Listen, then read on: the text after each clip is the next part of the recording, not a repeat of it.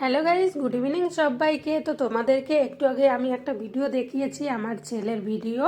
তো আমার ছেলে তখন মিষ্টি দেখে কি করছিল বলো তোমরা। তো তার জন্য দেখো এখন আমি ঝাল ঝাল কিছু টিফিন বানিয়ে দিচ্ছি। তো এখন আমি বানাবো এই যে চিজ দিয়ে স্যান্ডউইচ বানাবো, তার জন্য ব্রেড কেটে নিলাম দেখো। আর এই যে চিজ দিয়ে আমি বানিয়ে দেব। তো এখানে আমি বেসন নিয়েছি, বেসনের মধ্যে দিয়েছি চালের গুঁড়ো, বেসন, একটু গোলমরিচের গুঁড়ো, হলুদ আর লবণ দিয়েছি।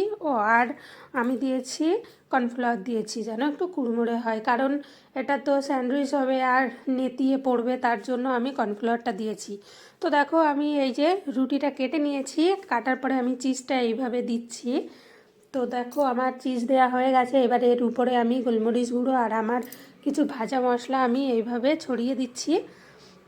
তো গোলমরিচ গুঁড়োটা একটু বেশি দিচ্ছি, একটু ঝাল ঝাল হবে, কারণ এখানে আমি লঙ্কার গুঁড়ো দিলাম না। অনেক সময় লঙ্কার গুঁড়ো খাওয়াটা ঠিক না, তাই না বলো? তো দেখো বেসনের মধ্যে এইভাবে আমি এই রুটিটাকে ডুবিয়ে নিয়ে তারপর এই যে আমি ভেজে নিচ্ছি হালকা তেলে। তো আজকে আমি বেশি তেল দিইনি, তো হালকা তেলে ভেজে নেব। আর এই যে যে বেসনটা আছে এর মধ্যে আমি আর একটা বানিয়ে নেব। তো বেসনটার মধ্যে আর একটু জল দিয়ে গুলিয়ে নেব, একটু বেশি হবে তাহলে। তো দেখো এই যে আমি যে রুটিটা কেটেছি, তো এই যে চিজটা আমি এইভাবেই বসাবো, আগের বারের মতো অত ভুল কাজ করব না, কারণ ওতে আরও সময় চলে যায় বেশি। এবার দেখো এই যে চিজটাকে আমি কি সুন্দর ভাজ করে দিলাম।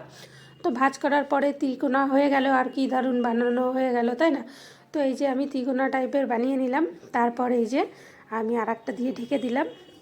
তো বেসনের মধ্যে দিয়ে দেবো।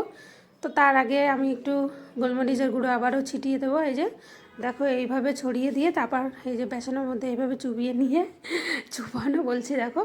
তো এই যে আমি আবারও ভেজে নিলাম। তো গরম গরম স্যান্ডউইচ কার কার খেতে ভালো লাগে বলো।